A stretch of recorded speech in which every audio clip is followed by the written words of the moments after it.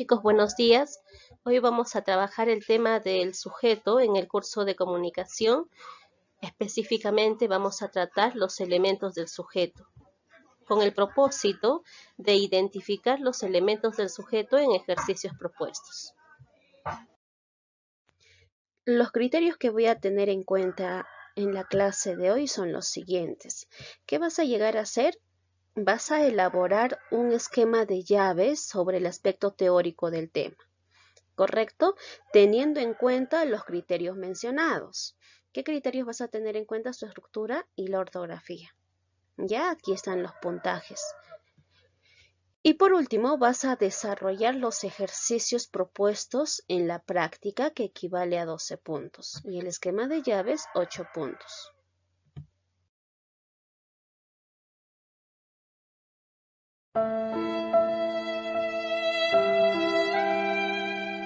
El espejo chino. Cuento anónimo. Un campesino chino se fue a la ciudad para vender la cosecha de arroz. Su mujer le pidió que no se olvidase de traerle un peine. Tras vender su arroz en la ciudad, el campesino se reunió con unos compañeros y bebieron y celebraron largamente el éxito de la venta. Después, un poco confuso, en el momento de regresar, recordó que su mujer le había pedido algo. Pero, ¿qué era? No podía recordarlo.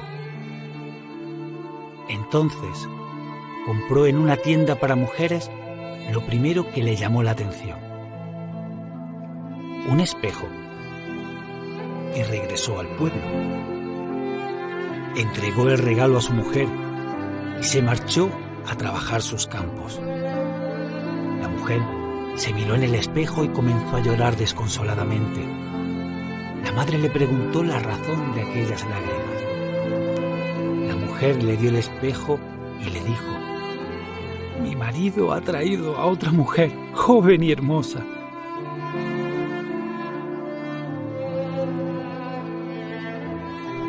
La madre cogió el espejo, lo miró, sonrió y le dijo a su hija: «No tienes de qué preocuparte, tan solo es una vieja».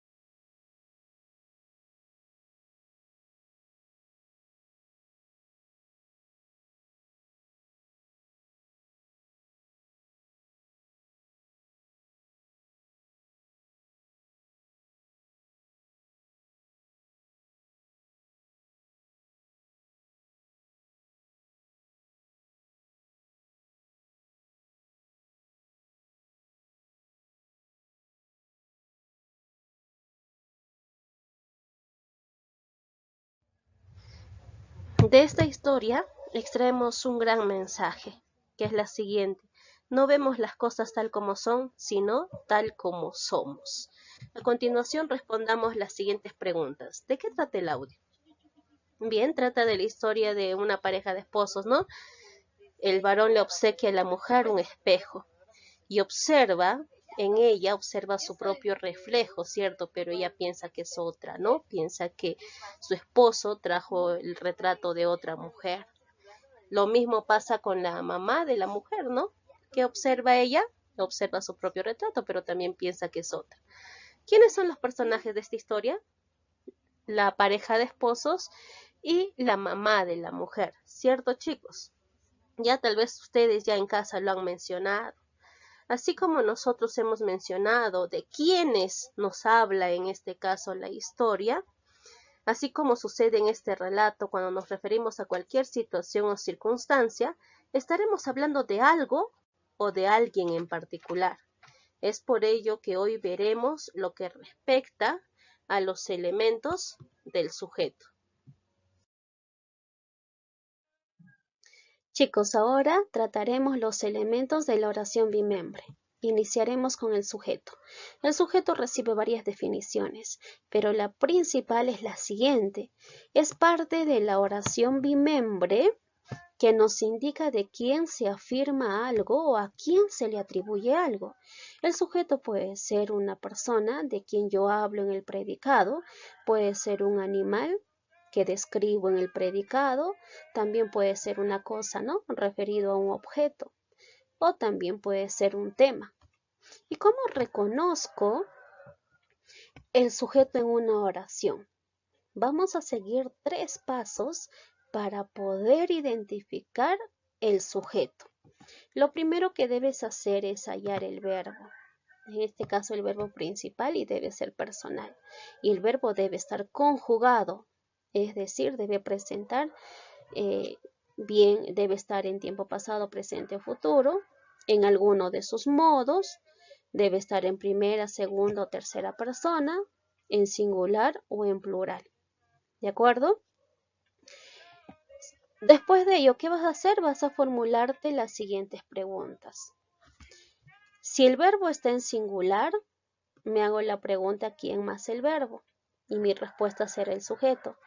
Pero si el verbo está en plural, la pregunta será ¿quién es más el verbo? Si no puedo hallar con esta pregunta el sujeto, recién opto por la segunda pregunta que es ¿qué más el verbo? ¿Ya, chicos? ¿Y cuál es la tercera? ¿Cuál es el tercer paso?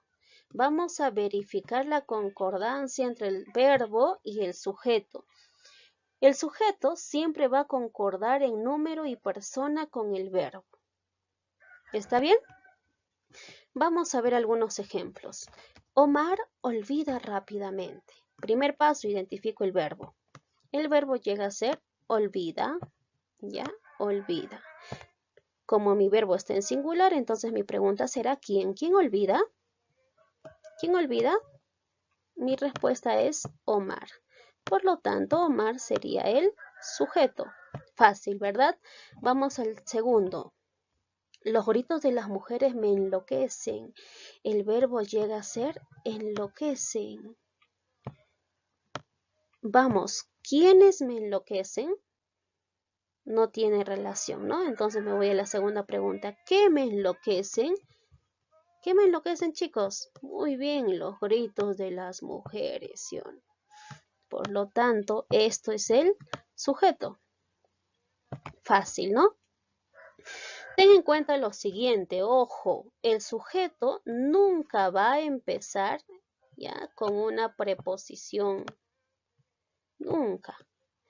Y también el vocativo no forma parte del sujeto. El vocativo es un elemento extra oracional, es decir, no es parte de una oración. Para que puedas entender, vamos a hacer algunos ejemplos. A la mujer le regalaron una rosa. No vayas a decir, Miss, el sujeto es a la mujer. Eso es falso, porque a es una preposición y ya te dije que el sujeto nunca va a iniciar con una preposición. Entonces aplico el paso a paso. Primero, ¿qué hago? Identifico el verbo. ¿Cuál es el verbo? Regalar, ¿no? Está en tiempo pasado y en plural. Ahora voy a lo siguiente. Regalaron. La pregunta es, ¿quiénes, no? ¿Quiénes? Porque está en plural. ¿Quiénes regalaron?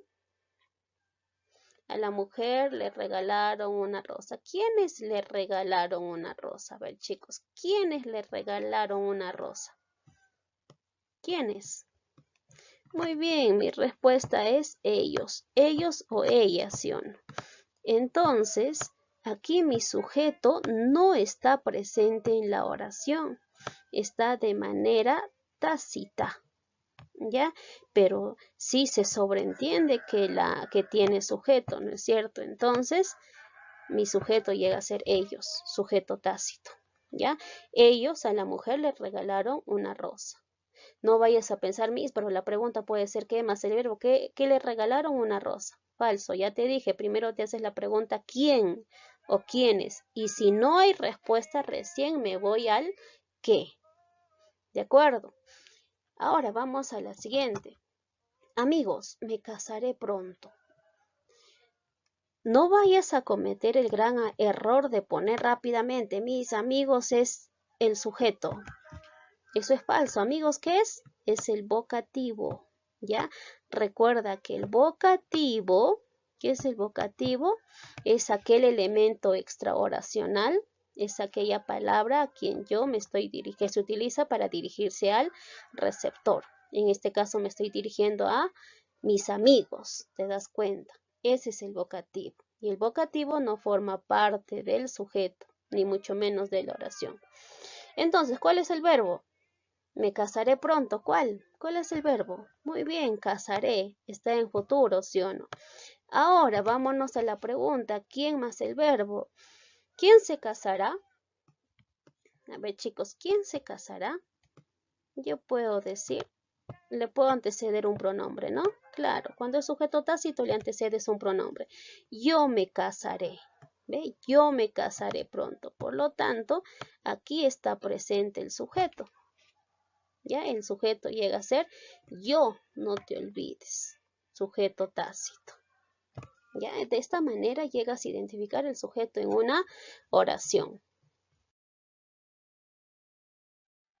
¿Y cuál es la estructura del sujeto? Todo sujeto presentará un núcleo. El núcleo es la parte más importante del sujeto, es lo elemental. ¿De acuerdo? Por ejemplo, si yo digo en la oración el amor es maravilloso, el verbo llega a ser es. Es un verbo copulativo. Cuando en mi oración se encuentra el verbo copulativo, para hallar el sujeto me ayudo también del atributo. Es decir, me hago la pregunta ¿quién? Más el verbo, más el atributo o complemento. ¿Quién es maravilloso? ¿Hay respuesta? No. Entonces me voy a la siguiente pregunta. ¿Qué es maravilloso? A ver, chicos, ¿qué es maravilloso? Muy bien, el amor. Por lo tanto, el amor es el sujeto. Ahora vayamos a lo siguiente. ¿Cuál es el núcleo? Excelente. El núcleo del sujeto sería amor. ¿Ya? ¿Por qué este es el núcleo? Porque es la parte más importante. Aparte de ello, porque es un sustantivo. El núcleo también puede ser un adjetivo. El ocioso no quiso cambiar de vida. El verbo es quiso. ¿Quién no quiso? ¿Quién no quiso cambiar de vida, chicos? Muy bien, el ocioso. El ocioso sería el sujeto. ¿Y cuál es el núcleo? ¿Ocioso o él? Muy bien, es ocioso. Y ocioso es un adjetivo. ¿De acuerdo? El núcleo del sujeto también puede ser un pronombre. Por ejemplo, cuando digo yo te quiero. El verbo es quiero. ¿Quién te quiere? Yo. Muy bien, yo es el sujeto. A su vez, yo llega a ser el núcleo del sujeto. ¿Por qué? Porque es un pronombre. El núcleo del sujeto también puede ser un infinitivo. Recuerda que los infinitivos se acaban en ar, er, ir. Trabajar te hará más responsable. ¿Cuál es el verbo? Hará. Está en tiempo futuro, ¿no? ¿Quién te hará más responsable? No hay respuesta, ¿verdad? Entonces me voy a la siguiente. ¿Qué te hará más responsable? ¿Qué? Muy bien, trabajar. Trabajar es el sujeto. Por lo tanto, trabajar es un infinitivo y es el núcleo del sujeto. El núcleo del sujeto también puede ser un adverbio. El ayer no te interesa. Miren, el ayer no te interesa. Observamos que el verbo es interesa. ¿Qué no te interesa? El ayer. El ayer sería el sujeto. Ya, el ayer sería el sujeto. ¿Y cuál es el adverbio? A ver, vayamos. El adverbio es ayer. Es un adverbio de tiempo. Vamos al último.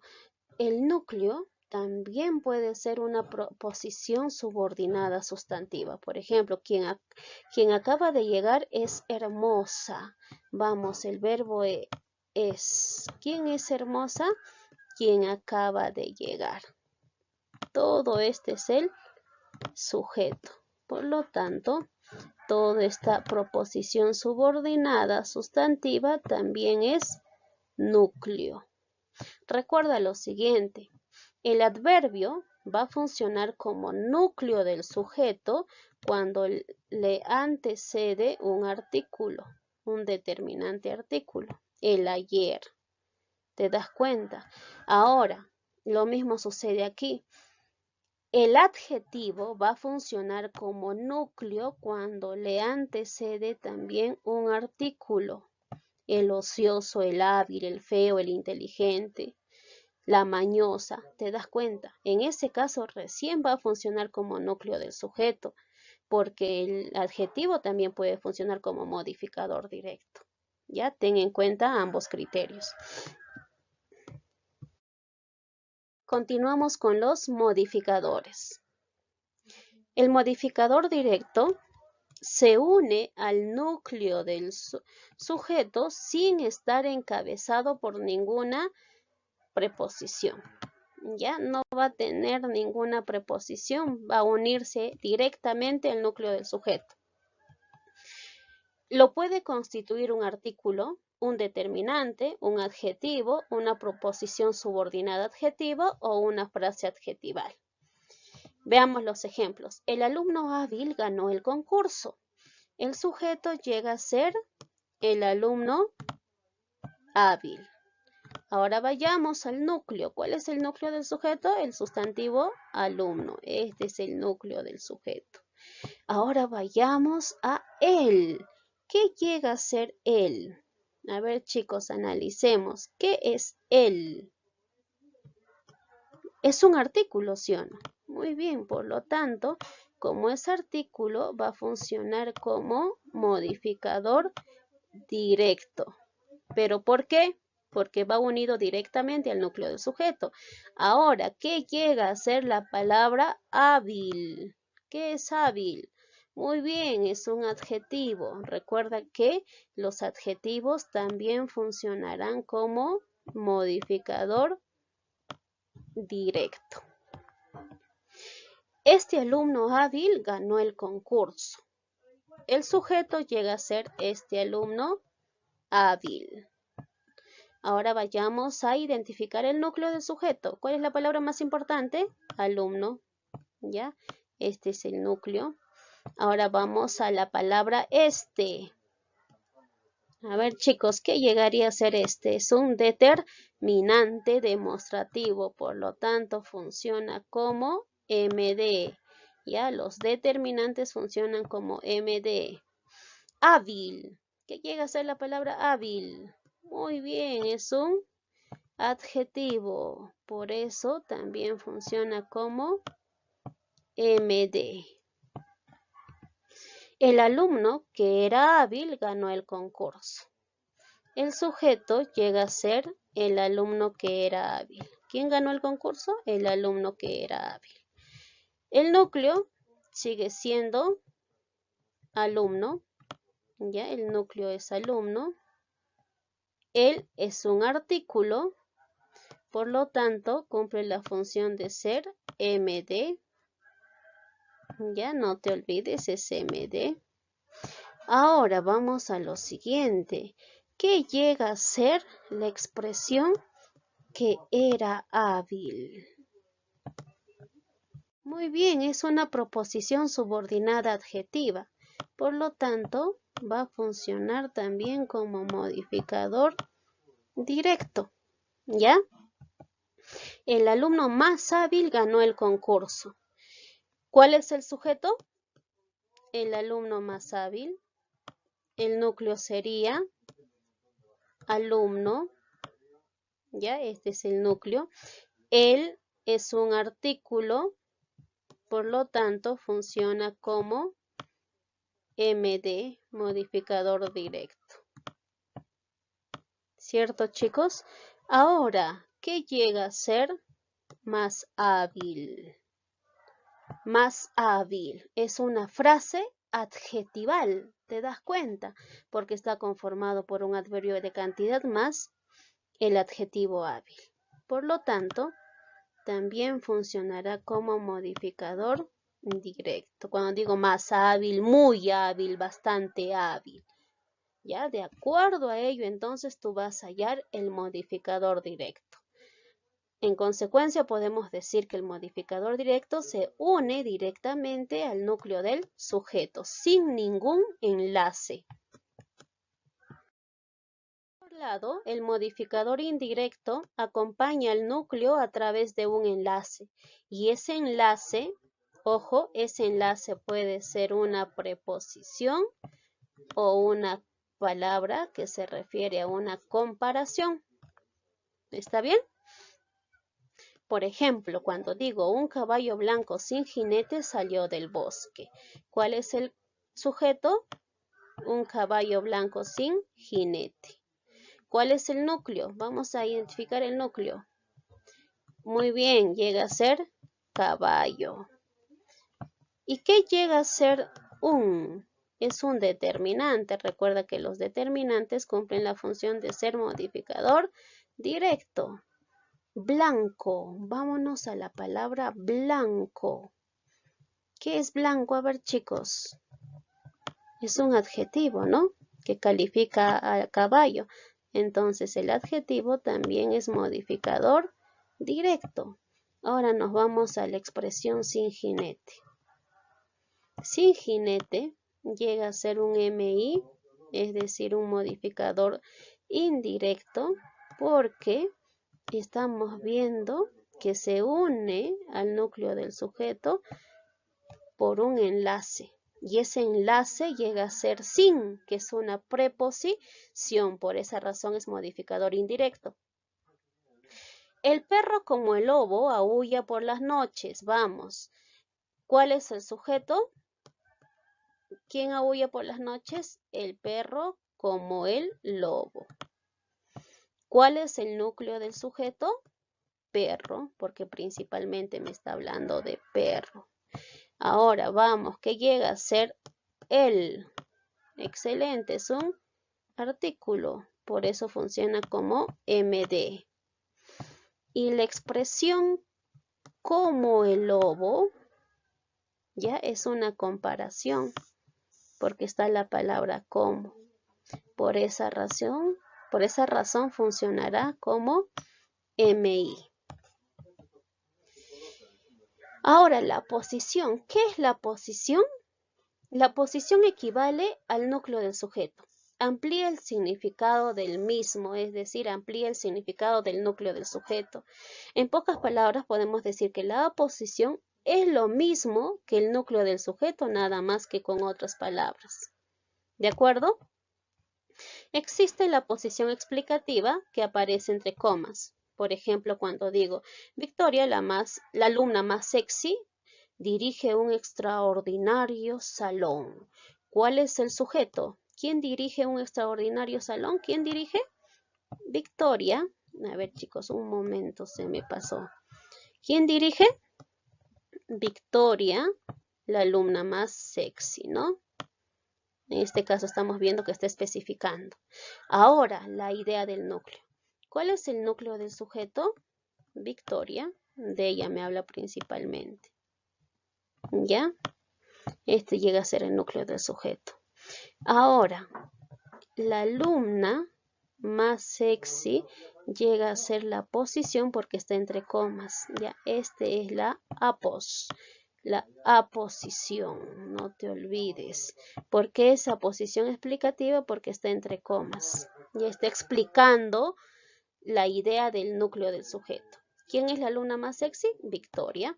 En cambio, la aposición especificativa es aquella en la que no va a aparecer comas. Por ejemplo, tu prima Dominga me enloquece con cada palabra que dice. ¿Cuál es el sujeto? Chicos, ¿cuál es el sujeto? Tu prima Dominga. Muy bien, tu prima Dominga es el sujeto. Ahora vamos al núcleo. ¿Cuál sería el núcleo? ¿Prima o Dominga? Muy bien, la palabra más importante es prima. Ya, prima es la palabra más importante. ¿Y Dominga qué sería? ¿Qué sería Dominga? Muy bien, es la aposición. ¿Por qué es la aposición? Porque repite la misma idea del núcleo del sujeto. ¿Quién es Dominga? ¿Quién es Dominga? Tu prima. ¿Te das cuenta?